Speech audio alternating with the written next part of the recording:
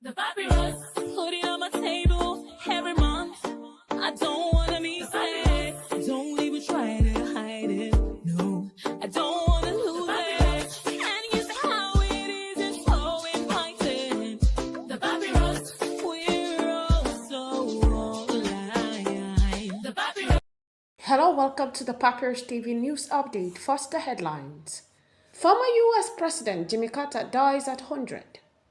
Political tension. Akume refutes claim of media attack on Governor Alia. False claims of French military base in Nigeria spark controversy. PDP demands probe into Sokoto airstrike.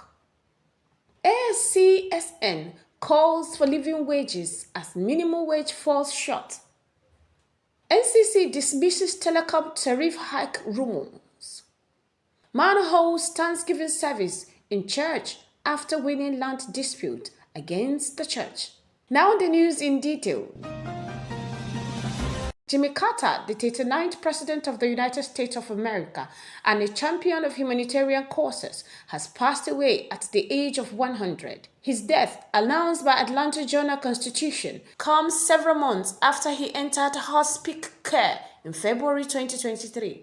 Carter's death follows that of his wife, Rosalind, who passed away on November 19, 2023, at the age of 96. Born James L. Carter Jr. in Plains, Georgia, in 1924, Carter was a peanut farmer before rising to the presidency. His single term from 1977 to 1981 was marked by significant challenges, including economic difficulties and the Iranian hostage crisis.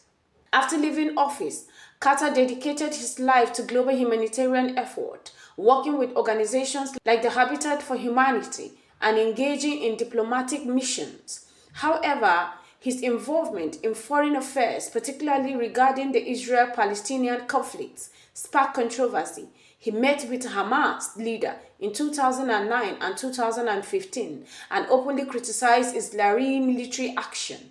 Carter endured numerous health challenges in his later years, including liver cancer, diagnosed in 2015, which he remarkably survived despite a family history of the disease. Known for his humility and enduring faith, Carter leaves behind a legacy of service and compassion.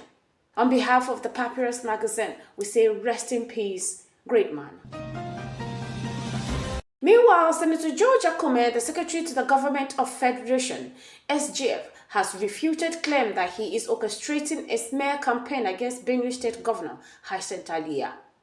The accusation made by the North Central All Progressive Congress (APC) forum alleged that Akume's action could destabilize the party's prospect in the 2027 election. Terence Kaunum, Akume's spokesperson, dismissed the allegation as unfounded and aimed at damaging the SGF's reputation. He stressed that Akume remains devoted to his leadership role, with the APC consistently working to strengthen the party in Benue State and across the North Central region. Saleh Zazaga, leader of the forum, accused Akume of using intermediaries to undermine Governor Alia's administration, drawing parallel to a political crisis during former Governor Samuel Otom's departure from the APC. In his defense, Akume reaffirms his focus on governance and party leadership, calling the allegation the distraction that detracts from his commitment to unity and progress within the APC. Furthermore, as Nigerians gear up for the 2027 elections, the political atmosphere is rife with sensational claims, including the baseless accusation of a French military base operation in Nigeria.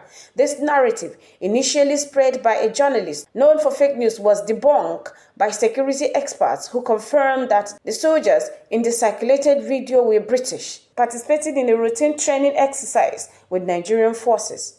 Despite the journalist retracting his claims, Abdurrahman Tchiani, Niger co-installed leader, reignited the controversy.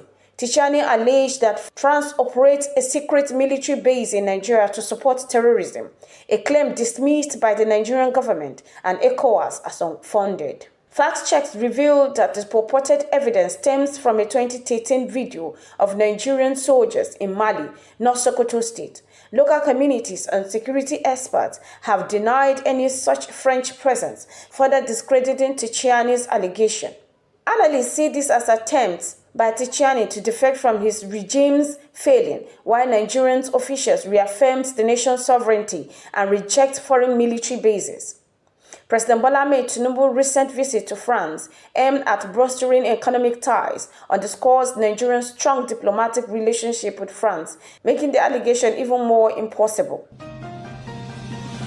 In another news, the People's Democratic Party (PDP) has condemned the recent military airstrike in Sokoto State that mistakenly killed at least 10 civilians in the Gidan Sama and Rumtuwa villages during an operation targeting terrorists.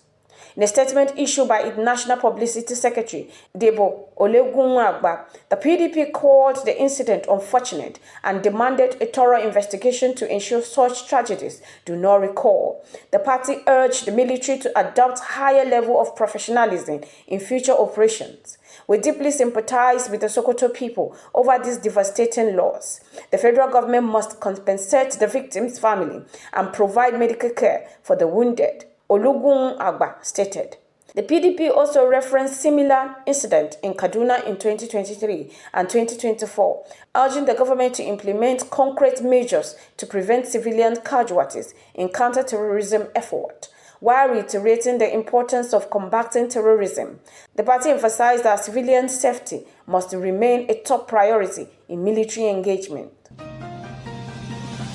Moving on, the Association of Senior Civil Servants of Nigeria, ASCSN, has intensified its call for a living wage to reflect the economic realities of the nation, arguing that the current minimum wage is insufficient for workers to meet basic needs. Comrade Shehu Mohammed, ASCSN's national president, emphasized the urgency of adopting a wage structure that guarantees workers a decent standard of living during a recent interaction with labor writers in Lagos. He criticized state governors who claim to pay above the 70,000 minimum wage, describing such assertion as misleading political statement that fail to address the real economic struggles of workers. Mohammed argued that while some states report paying higher wages, many entry-level workers earn far less, and the minimal adjustment for higher-level civil servants only deepens inequality. He reaffirms the union's resolve to push for wage reforms ahead of the next minimum wage review and revealed that consultations are already underway to design a robust framework that prioritizes workers' needs.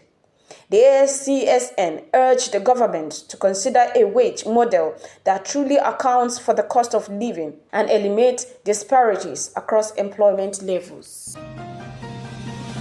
Furthermore, the Nigerian Communication Commission (NCC) has debunked rumor of an impending increase in telecom tariff come January, describing the claim as baseless. A reliable source within the NCC clarifies that any tariff review would involve a rigorous multi-step process requiring management board approval, consultations with stakeholders, and a detailed impact assessment.